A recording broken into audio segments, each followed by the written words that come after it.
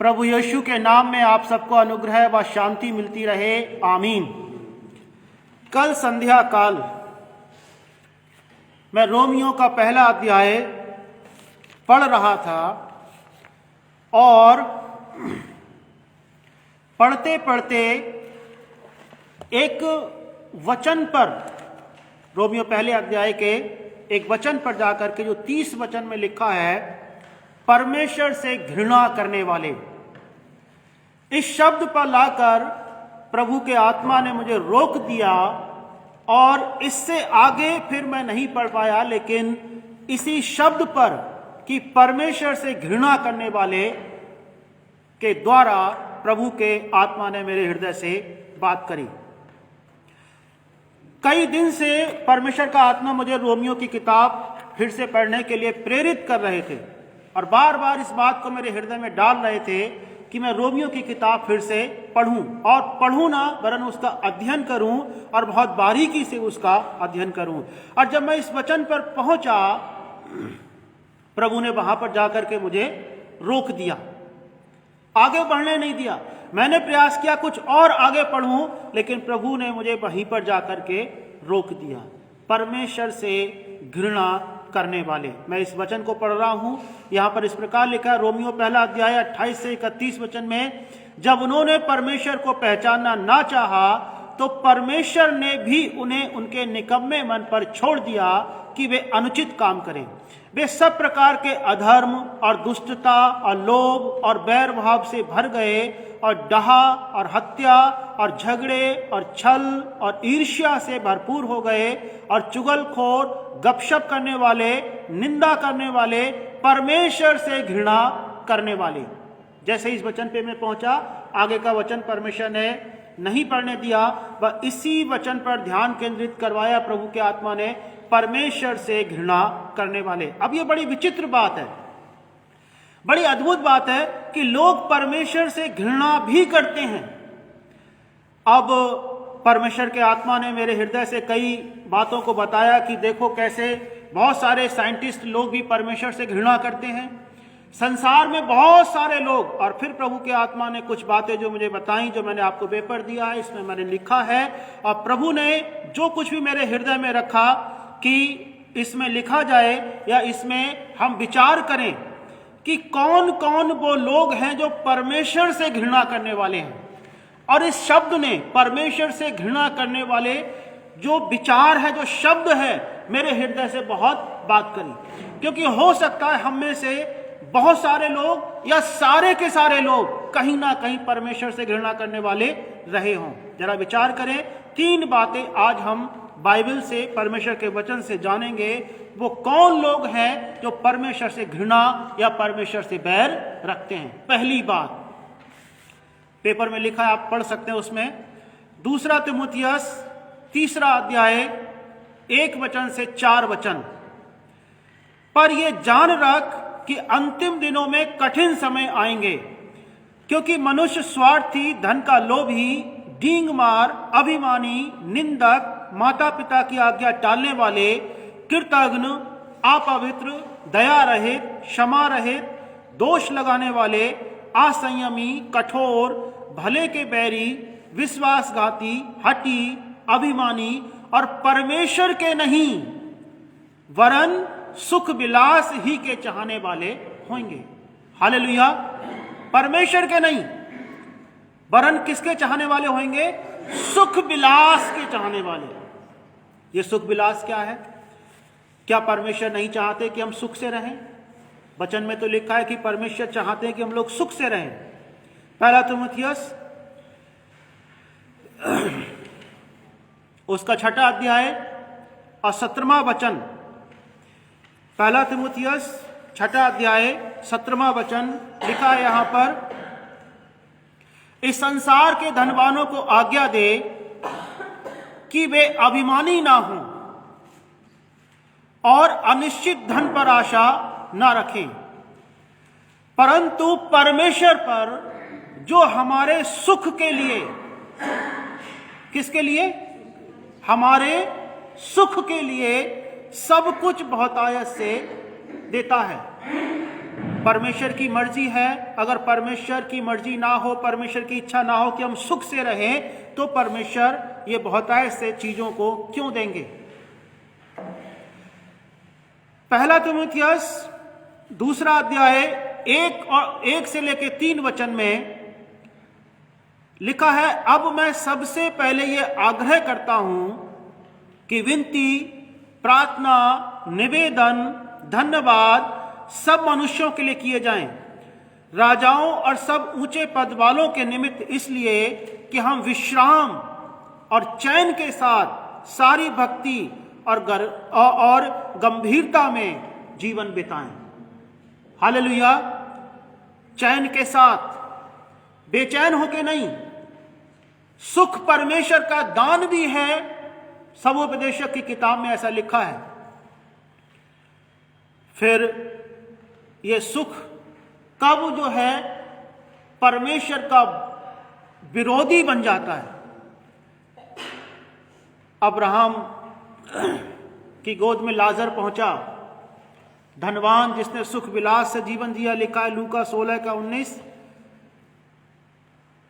एक धनवान मनुष्य था जो बैंगनी कपड़े और मलमल पहनता और प्रतिदिन सुख विलास और धूमधाम के साथ रहता था। सुख विलास, जब हमारा सुख विलासता में बदल जाए। परमेश्वर चाहते कि हम सुख चैन से रहें, सभी लोग भक्ति गंभीरता का जीवन जिए, चैन और शांति से रहें। लेकिन जब हमारा ये सुख विलासता में, भोग विलास में बदल जाता है, भोग विलास में बदल जाता है, ये परमेश्वर का बैरी बन जाता है। सुख से रहना कोई पाप नहीं है, हम शांति पूर्वक रहें, ये भी कोई पाप नहीं है। लेकिन जब हमारा सुख या हमारी शांति जब आगे बढ़ करके परमेश्वर का बैरी बन जाता है, हम बहुत विलासता के साथ जीवन जीने लगते हैं। इस धनवान व्यक्ति के साथ यही कमी पाई गई। लाजर इसकी ड्योढ़ी पर पड़ा रहता था और चाहता था कि इसके जूठन जो बचे उसमें से कुछ खाए। इस धनवान को इतना अधिक, बहुत अच्छा भोजन, बहुत अच्छे कपड़े और सुख विलास से रहा करता था, और इसकी यही कमी पाई गई। अब्राहम ने कहा, लिखा है इसमें लूका 16:25 में, परंतु अब्राहम ने कहा, हे पुत्र, स्मरण कर कि तू अपने जीवन काल में अच्छी वस्तुएं पा चुका है। सुख विलास के साथ जीवन जिया, लेकिन बाद में ये अधोलोक में पीड़ा में जाकर के पड़ गया। आज सुख से रहना, शांति से रहना परमेश्वर की आशीष है।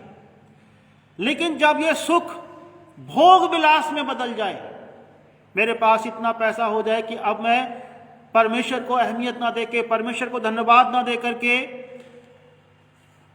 लड़ाई झगड़े में लग जाऊं, जैसे कि याकूब 4:1 में लिखा है, तुम में लड़ाइयां और झगड़े कहां से आते हैं? क्या उन सुख विलासों से नहीं जो तुम्हारे अंगों में लड़ते भिड़ते हैं? सुख विलास से रहना हमें, या किसी को भी, जिस इंसान को इतना सुख विलास की आवश्यकता है कि अब उसको परमेश्वर की कोई आवश्यकता ना बचे, वो परमेश्वर का बैरी है। अब मैं सोचने लगा कि कौन ऐसे लोग हो सकते हैं जो इतने सुख विलास से रहेंगे। मैंने तो अक्सर ये देखा है कि जैसे जैसे इंसान के पास सुख विलास बढ़ता है तो लोग परमेश्वर का और धन्यवाद करने लगते हैं, परमेश्वर से डरने लगते हैं। लेकिन ऐसे लोग भी हैं, जैसे जैसे सुख विलास बढ़ता है, जैसे जैसे उनके जीवन में विलासता बढ़ती है, वो परमेश्वर से दूर होते रहते हैं। मुंह से वो कहेंगे परमेश्वर परमेश्वर, लेकिन मन में उनके परमेश्वर से घृणा है। परमेश्वर से घृणा मन में भी लोग करते हैं। कैसे? जब कलीसिया में जाना, चाहे पूरे ऑल ओवर वर्ल्ड की यही स्थिति है, पूरे संसार भर की यही स्थिति है। कलीसिया में कुछ लोग आराधना करने जाते हैं, कुछ लोग मैनेजमेंट संभालने जाते हैं, चर्च का मैनेजमेंट होता है उसको भी संभालने जाते हैं। कुछ लोग केवल एक एक धार्मिक रस्म को पूरा करने के लिए जाते हैं कि चर्च में जाना है, प्रभु भोज लेना है, चले जाओ। लेकिन कुछ लोग ऐसे भी होते हैं जो कलीसिया के अंदर भोग विलास के लिए आते हैं। आप कहोगे कैसे? ऐसे हैं भोग विलास के लिए। मैं केवल यहां की नहीं कर रहा, मैं पूरे ऑल ओवर वर्ल्ड की बात कर रहा हूं। ऐसे लोग भी हैं जहां कलीसिया में लोग, इवन बुजुर्ग लोग तक, चाहे वो स्त्री हो या पुरुष हो, भोग विलास के लिए जाते हैं कि वहां पर अच्छे से अच्छे नए कॉन्टैक्ट मिलेंगे। और ये सच्चाई है, अच्छे से अच्छे नए लोग मिलेंगे जिनके साथ में हम भोग विलास करेंगे, जिनके साथ में हम पाप करेंगे। मैंने क्या कहा? कुछ लोग आराधना करने जाते हैं, कुछ लोग मैनेजमेंट संभालने जाते हैं, कुछ लोग चर्च की कमियां देखने जाते हैं, कुछ लोग धार्मिक रस्मों को पूरा करने जाते हैं। लेकिन कुछ लोग ऐसे भी हैं जो भोग विलास के लिए जाते हैं, ना केवल चर्च में, लेकिन प्रभु के पास भी कुछ लोग भोग विलास के लिए आते हैं। प्रभु के नाम का सहारा लेकर के लोगों को पाप में फंसाते हैं, भोग विलास करने की इच्छा को पूरा करने के लिए। इसीलिए आप अखबारों में देखते हो, कभी कभी आप अखबारों में पढ़ते भी होंगे कि वो पासवान या वो व्यक्ति या कोई ऐसा व्यक्ति, वो उसके साथ में कोई गलत काम करते हुए पकड़ा गया। ये क्या है? ये भोग विलास से भरे हुए लोग परमेश्वर से नफरत करने वाले हैं। चाहे कोई भी पासवान हो, कलीसिया का सदस्य हो या कोई बाहर का इंसान हो। अब चूंकि क्या होता है, कलीसिया में भोग विलास को पूरा करना कुछ लोगों के लिए आसान होता है। पब्लिकली अगर कोई भोग विलास को पूरा करेगा तो वो सबको पता चल जाएगा। इसीलिए एक भेड़िए का रूप, भेड़िया अंदर है और भेड़ का रूप लेके चर्च में बैठे आराधना करने आए हैं। मन में यह है, ये लड़की वो लड़की, ये लड़का वो लड़का। और बुजुर्ग लोग तक ऐसा करते हैं। क्योंकि मैं ऐसी कोई बात नहीं कह रहा जो आप लोगों को पता नहीं है कि ये हकीकत है। जवान तो करते ही, जवानों का कुछ समझ में भी आता है क्योंकि उनके एज फैक्टर काम कर रहा होता है। लेकिन आप बुजुर्गों को सोचो, परमेश्वर के भवन में या परमेश्वर की सेवा में इसलिए आते हैं, चाहे वो महिला हो या पुरुष हो, कि वो अपने भोग विलास को पूरा कर लें। थुआतीरा की कलीसिया में एक ऐसी महिला थी, परमेश्वर ने उसको देखा। परमेश्वर ने, यीशु मसीह ने कहा कि तू उस स्त्री इजेबेल को रहने देता है। प्रकाशित वाक्य उसका 2 अध्याय 20 वचन। पर मुझे तेरे विरुद्ध ये कहना है कि तू स्त्री इजेबेल को रहने देता है, जो अपने आप को भविष्यवक्तन कहती है और मेरे दासों को व्यभिचार करने और मूर्तियों के आगे चढ़ाई गई वस्तुएं खाना सिखलाकर भरमाती है। व्यभिचार करने बड़ा आसान होता है। जब हम धार्मिक चोला ओढ़ करके अगर गंदा काम करें तो हम सब, किसी के लिए भी, क्योंकि अब उसमें दिख नहीं रहा है, पब्लिकली करेंगे दिखेगा, व्यभिचारी है, पापी है, कुकर्मी है, लोग कहेंगे। लेकिन वहां पर एक ऐसा चोला ओढ़ लिया जिसके द्वारा, और ये संसार भर की कलीसियाओं में ऐसे लोग हैं जो परमेश्वर से घृणा करने वाले हैं, परमेश्वर से बैर रखने वाले हैं। और आपको सावधान रहना चाहिए ऐसे लोगों से। एक एक जन को सावधान रहना चाहिए कि अगर कोई ऐसा व्यक्ति आपको दिखाई दे जो आपको बहला फुसला रहा है, आप समझ जाइए कि वो परमेश्वर से घृणा करने वाला इंसान है, वो परमेश्वर के प्रति नफरत से भरा हुआ इंसान है, भोग विलास से भरा हुआ। आपके घरों में इसीलिए आपको सतर्क रहना चाहिए कि कौन आ रहा है, कौन जा रहा है, आपके घरों में कौन आ रहा है। ये बहुत विचार करने का विषय है, कौन आ रहा है। कई सारे गवाहियां हैं। अब यहां पर बहुत सारी चीजें मैं नहीं बोल सकता हूं, लेकिन समाज की सच्चाई। एक बार मैंने मैगजीन में छाप दिया, लोगों ने बड़ा विरोध किया कि ऐसा क्यों छापा। जिसने विरोध किया वही पता चला कि थोड़े दिन के बाद किसी लड़की के लिए ऑफर कर रहा था कि ऐसा ऐसा मैं तुम्हारे साथ करना चाहता हूं। जिसने विरोध किया, क्योंकि क्या है कि जब हम कलीसिया में यहां पर आते हैं, हमारी आंखों को बड़ा परमेश्वर ऐसे ही समझ दे, ऐसे ही हमारी आत्मिक आंखों को खोले कि कौन क्या है, किस इरादे से हमारे और हमेशा शैतान बड़ी चालाकी से घुसता है। किस प्रकार के लोग, जो भोग विलासी लोग होते हैं, क्या करते हैं, पहले आपको थोड़ा सा गिफ्ट देंगे, थोड़े से पैसे देंगे,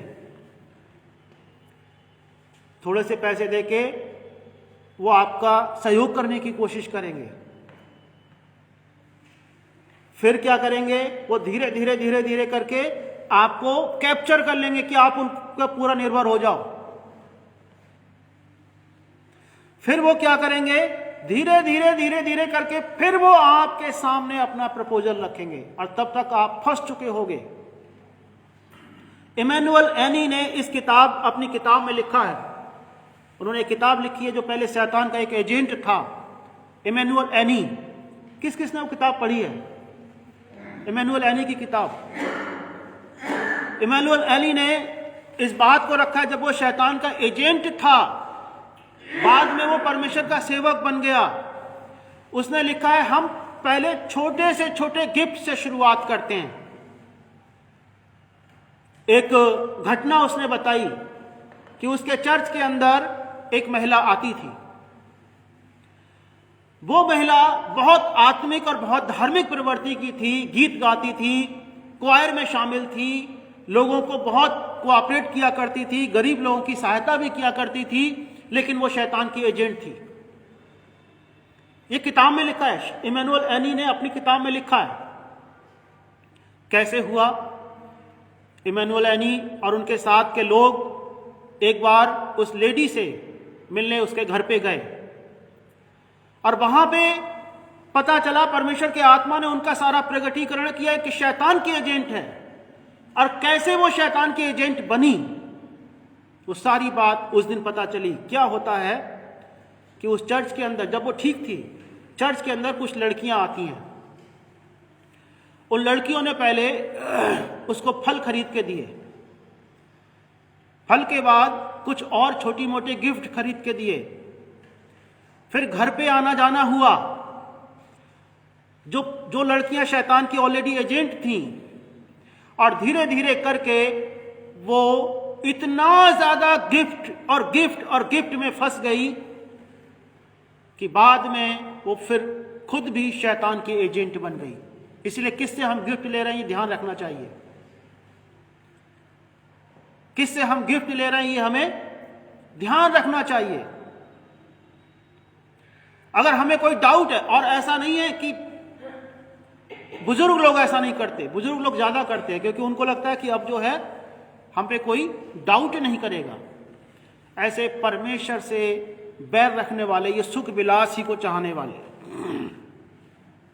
ऐसे लोग आज भी हैं हमारे संसार में, हमारे, और ये चर्च में हमें और ज्यादा सावधान रहना चाहिए कि अगर हमने वो एक कहावत भी सुनी होगी, क्या, सावधानी हटी दुर्घटना घटी। और ये मैं ये नहीं कह रहा कि यहां पर है ऐसा, मैं कह रहा हूं पूरे ऑल ओवर वर्ल्ड में ऐसी टेस्टमनीज हैं, ऐसे लोग हैं, गवाहियां हैं, जहां पर सुख विलास या भोग विलास की पूर्ति करने के लिए लोग दिखावा करने लगे कि हम परमेश्वर के सेवक हैं। वो परमेश्वर के सेवक नहीं, वो परमेश्वर से घृणा करने वाले हैं। अगर हम में से कोई भी जनाब, सोचो जरा, हम यहां पर आए, हमारे मन में क्या हो, लालसा, भोग विलास, और हम करें परमेश्वर हम तेरे पास आए हैं, तो अंदर से हम कौन हैं फिर? परमेश्वर से घृणा करने वाले, परमेश्वर से नफरत करने वाले। दूसरी बात, याकूब की किताब 4 अध्याय 4 वचन लिखा है, हे व्यभिचारिणियों, क्या तुम नहीं जानती कि संसार से मित्रता करनी परमेश्वर से बैर करना है? इसलिए जो कोई संसार का मित्र होना चाहता है वो अपने आप को परमेश्वर का बैरी बनाता है। जो संसार से मित्रता रखेगा,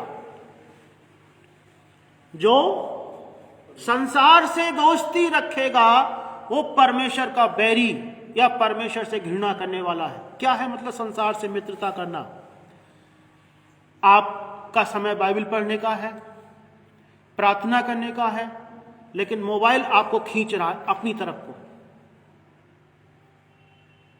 आपको परमेश्वर के कामों के लिए परमेश्वर ने यहां पे रखा है। जीवन बहुत छोटा है, 80 साल जी लेगा कोई, 100 साल मैक्सिमम, वरना इससे पहले भी जीवन समाप्त हो जाता है। उसमें हम कितना सारा समय मोबाइल, टीवी और गलत गलत चीजों को देखना, व्यर्थ की बातें करना, संसार की मित्रता। और अगर हमारा समय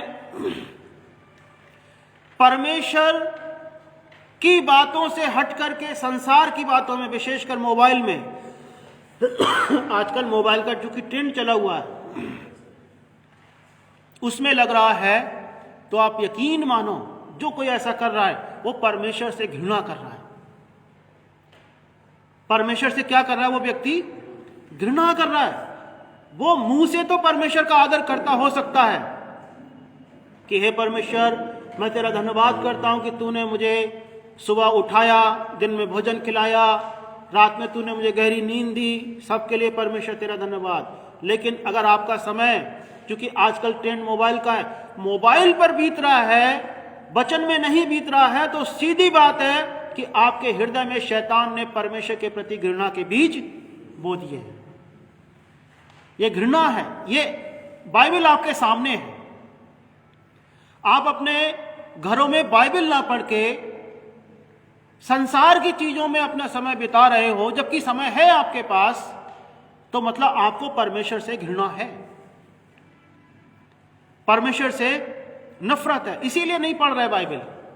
जो लोग बाइबल ठीक से नहीं पढ़ते, एक अभी बहन ने गवाही दी पिछली बार आकर के यहां पे, बाद में बताया कि भैया पहले आपने कहा था कि टीवी मत देखो अनावश्यक, उसमें ज्यादा, तो हमने टीवी बंद कर दी थी, सब सही हो गया। अब कुछ महीने से हमारे मन में मोबाइल देखने की लालसा बढ़ी है।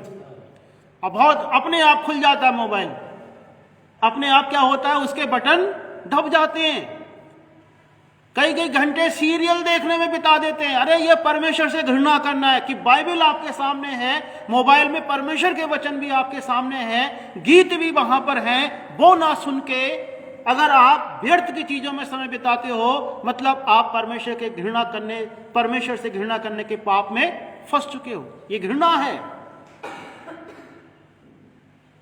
अगर आपके घर में प्राइम मिनिस्टर 2 घंटे के लिए रुकने के लिए आ जाएं, तो क्या आप मोबाइल देखोगे? नहीं देखोगे। प्राइम मिनिस्टर कहे कि मैं पूरे जीवन भर आपके घर में रहूंगा, आप पूरे जीवन भर मोबाइल नहीं देखोगे, आप प्राइम मिनिस्टर को ही देखते रहोगे कि उसका खान पान, रहन सहन, सारी चीजें। क्यों? क्योंकि वो प्राइम मिनिस्टर है। ये तो परमेश्वर राजाओं का भी राजा है। मोबाइल की बहुत सारी अश्लील गलत चीजों से, व्यर्थ की चीजें देखने से आपके घरों में दुष्ट आत्माएं घुसती हैं। वचन कहता है कि तुम न संसार से, न संसार की वस्तुओं से प्रेम रखो। यदि कोई संसार से प्रेम रखता है तो उसमें पिता का प्रेम नहीं है, उससे पिता का प्रेम नहीं है, वो पिता से नफरत करने वाला इंसान है। क्योंकि जो कुछ संसार में है, अर्थात शरीर की अभिलाषा, आंखों की अभिलाषा, जीविका का घमंड, वो पिता की ओर से नहीं परंतु संसार ही की ओर से है। संसार और उसकी अभिलाषाएं दोनों मिटते जाते हैं, पर जो परमेश्वर की इच्छा पर चलता है वो सर्वदा बना रहेगा। एक बात मैं आपसे कहना चाह रहा हूं, जितने लोग मोबाइल पर सीरियल देख रहे हैं, फिल्मी गाने, बंद कर दो।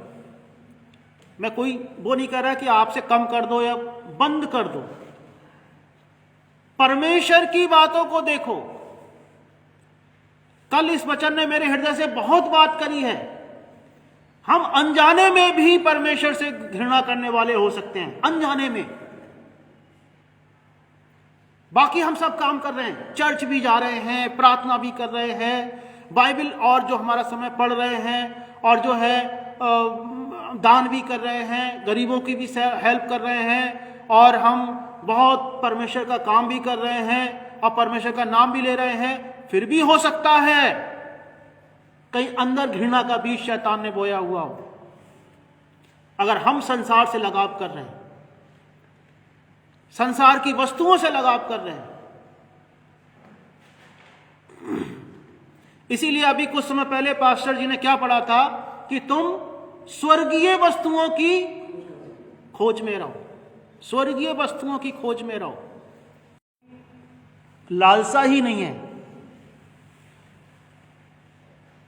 वो वचन में एक जगह पे लिखा है, मूढ़ बुद्धि पाने के लिए क्यों जो धन है अपने हाथ में लिए घूमता है, वो तो उसको चाहता ही नहीं। अगर हम किसी चीज को चाहेंगे नहीं, स्वर्गीय वस्तुओं की खोज में अगर नहीं लगेंगे, तो स्वर्गीय वस्तुएं भी हमें मिलने वाली नहीं है। इसीलिए कई बार हम जब बाइबल पढ़ते हैं, यहां से वचन होता है या कहीं से आप वचन सुनते हैं, समझते हैं, तो वो आपके सिर से एकदम गायब हो जाता है, पता चल कुछ समझ में नहीं आया। क्यों?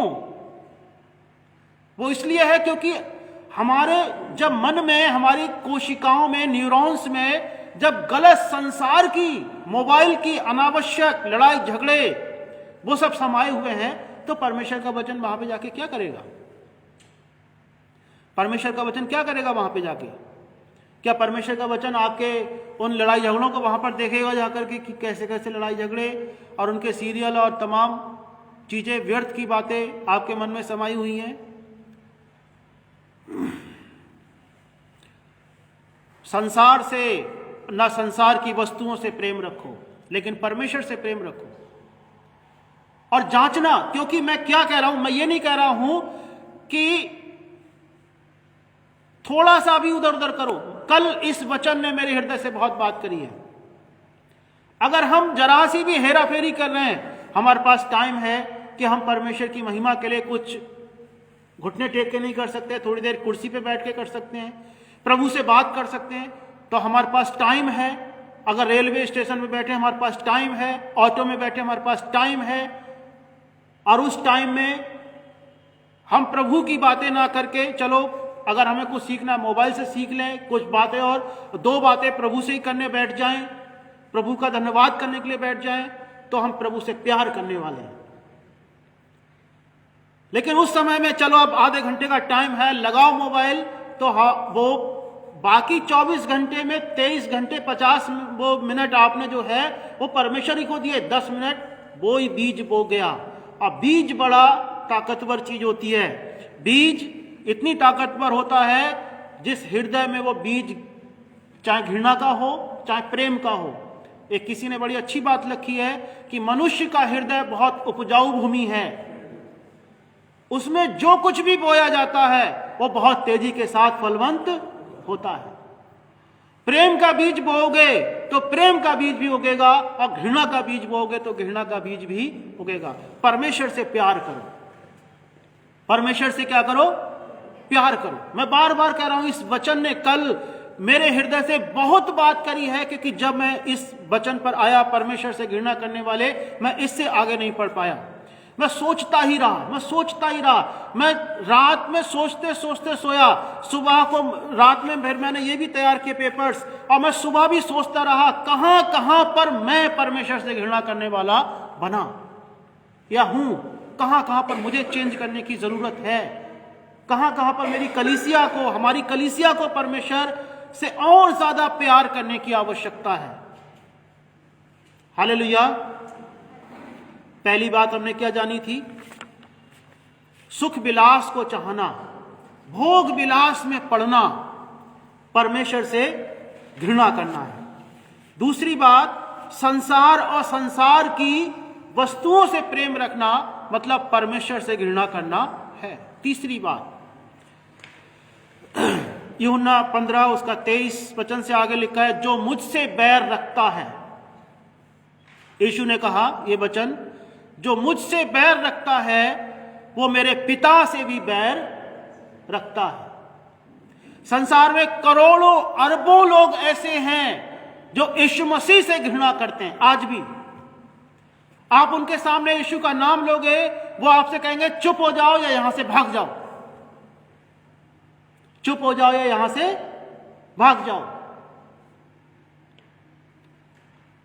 वो आपके घर के लोग भी हो सकते हैं, आपके परिवार के लोग, इवन मसीही लोग भी।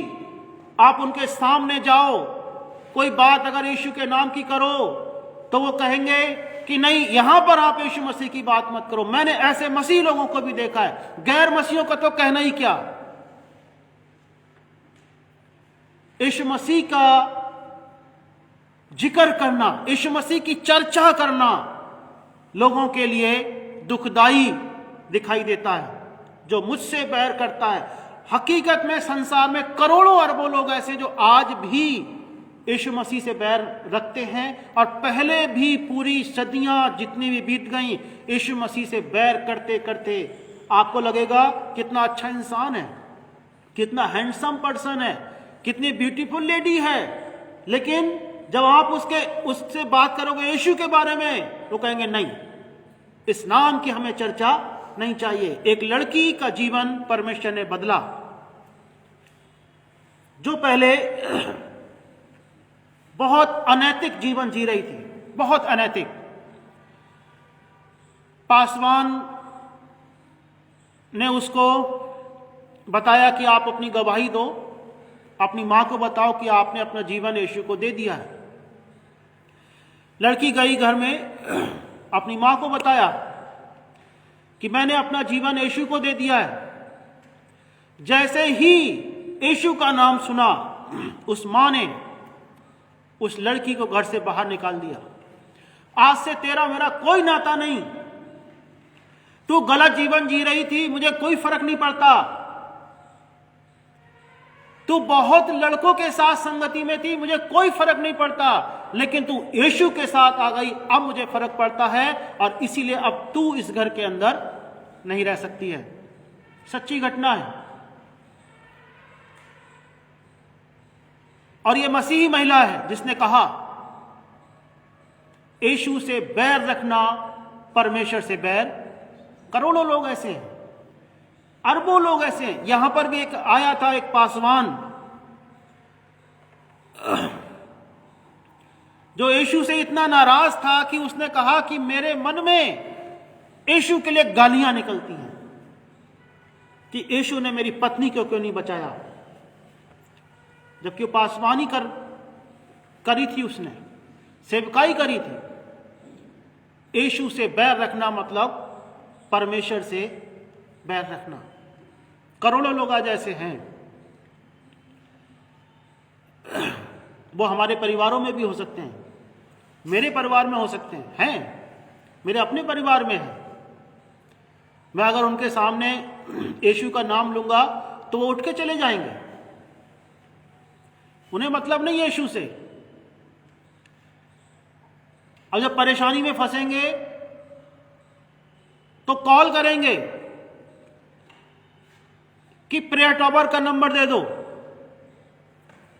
कभी नेहा से भी प्रार्थना कराई, लेकिन आप यीशु का नाम वैसे लेके देखो तो वो क्या, यीशु से बैर रखना है।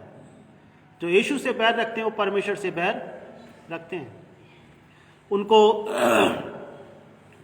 परमेश्वर मदद करता है। ऐसे बहुत सारे बैरी, आपने साधु सुंदर सिंह की कहानी सुनी होगी, पूरी जीवनी सुनी होगी। उन्होंने बाइबल को जला दिया था, लेकिन परमेश्वर ने उनसे प्रेम किया, परमेश्वर ने उनके हृदय को बदला।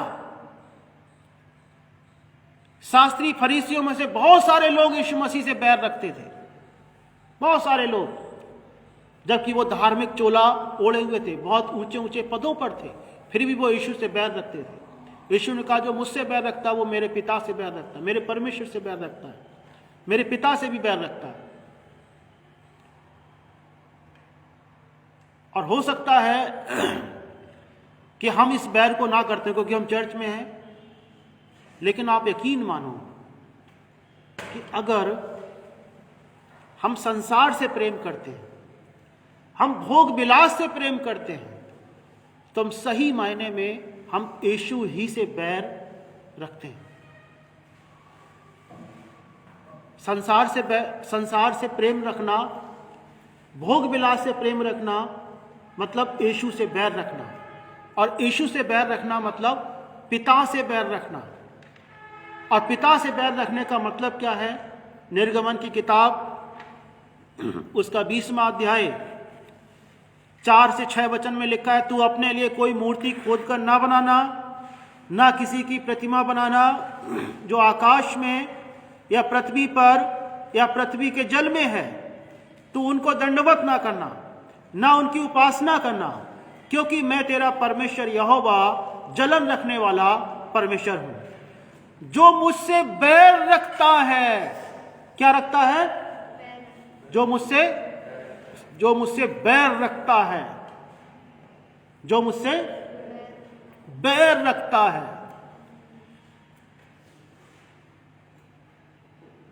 परमेश्वर ने कहा जो मुझसे बैर रखता है, मतलब जो संसार को चाहता है, जो संसार की वस्तुओं से प्रेम रखता है, जो मोबाइल में अनावश्यक चीजों को देखता है, जो यीशु से बैर रखता है, जो भोग विलास से प्रेम करता है, उनको क्या? उनके बेटों, उनके पोतों और परपोतों को भी पितरों का दंड दिया करता हूं। 4 पीढ़ियों तक परमेश्वर जो परमेश्वर से बैर रखता है, उनको, उनके बेटों को, पोतों को और परपोतों को परमेश्वर दंड दिया करता है। लेकिन जो मुझसे प्रेम रखते और मेरी आज्ञाओं को मानते हैं, उन हजारों पर करुणा किया करता हूं। हालेलुया! उन हजारों पर करुणा किया करता हूं जो मुझसे प्रेम रखते और मेरी आज्ञाओं को मानते हैं। लेकिन जो मुझसे बैर रखते हैं, राजा आहाब परमेश्वर से बैर रखने वाला राजा था, परमेश्वर ने उसके वंश को पूरी रीति से खत्म कर दिया। राजा आहाब, दूसरा इतिहास उसका 19वां वचन, 19वां अध्याय और उसके दूसरे वचन के अनुसार लिखा है कि राजा आहाब जो था, परमेश्वर से बैर रखने वाला इंसान था।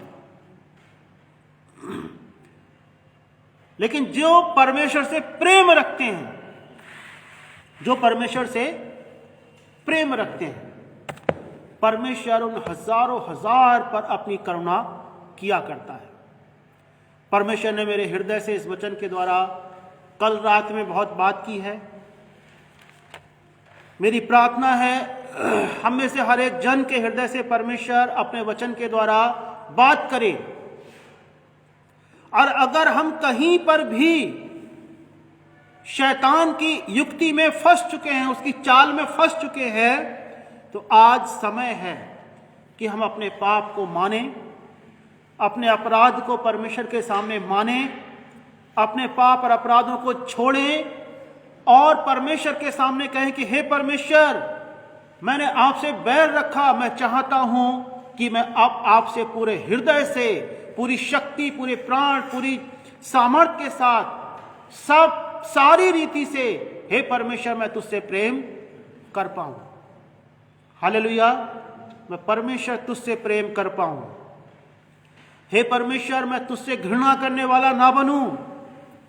हे परमेश्वर, मैं मोबाइल को सिर्फ तभी चलाऊं जो परमेश्वर तेरे लिए आवश्यक हो। मैं मोबाइल में सिर्फ वो बातें देखूं जो परमेश्वर तू चाहता है।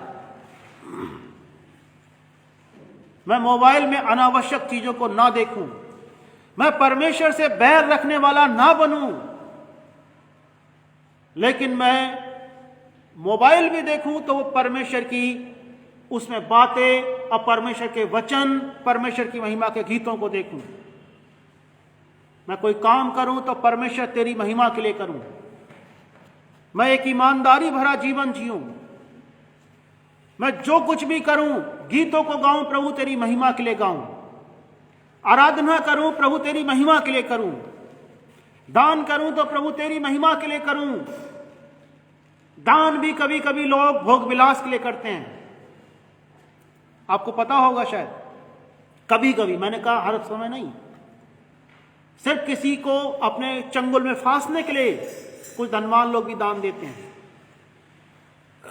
कुछ महिलाएं थी, वचन में ऐसा लिखा हुआ है, जो चंचल स्वभाव की महिलाएं, और पासवानों को उन्होंने फांस लिया, पासवानों ने उनको फांस लिया और महिलाओं ने उनको फांस लिया, पैसे दे दे करके, पैसे ले ले करके, और परमेश्वर के नाम पर परमेश्वर का काम दिखाते हुए और जो है वहां पर व्यभिचार किया।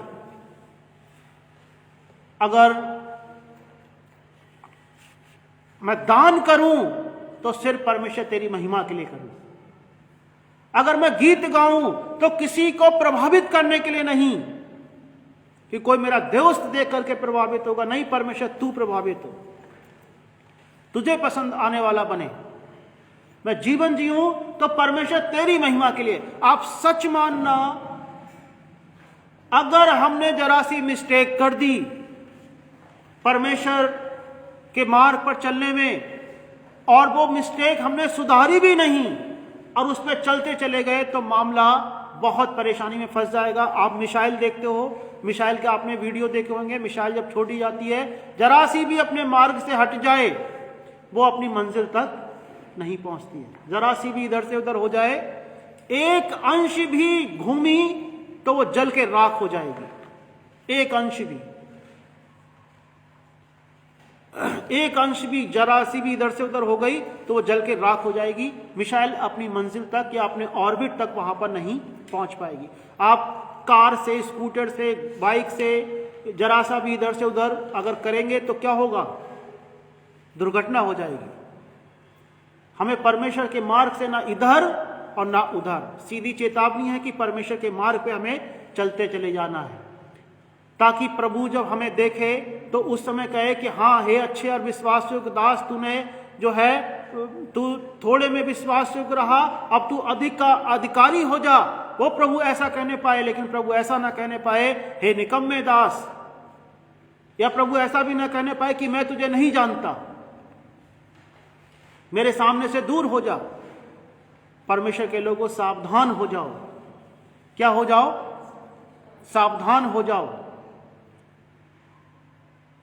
सावधान हो जाओ, क्योंकि मैं इस वचन से, परमेश्वर ने मेरे हृदय से जिस रीति से बात करी है कि परमेश्वर से घृणा करने वाले, परमेश्वर से घृणा करने वाले, आप सोचो तो सही, परमेश्वर से घृणा कौन कर सकता है? परमेश्वर से घृणा सिवाय शैतान और उसके दूतों के अलावा इंसान की ये फितरत नहीं थी कि वो परमेश्वर से घृणा करने वाला बने। वो तो इंसान शैतान के प्रभाव में आकर के परमेश्वर से घृणा करने वाला बना है। परमेश्वर से घृणा करने वाला शैतान और उसके दूत हैं, अशुद्ध आत्मा, और ये जो अशुद्ध आत्माएं और जो दुष्ट आत्माएं हैं, ये परमेश्वर से घृणा करती हैं, परमेश्वर के लोगों से भी घृणा करती हैं। एक व्यक्ति ने स्वर्ग का दर्शन पाया और वो उसने किताब में, अपनी एक लेख में इस बात को लिखा। जब परमेश्वर ने उसको स्वर्ग दिखाया और उसके बाद परमेश्वर ने कहा कि चलो मैं तुम्हें नरक की भी कुछ चीजें दिखाता हूं, और नरक में परमेश्वर लेके गए और वहां पे दुष्ट आत्माओं को दिखाया परमेश्वर ने।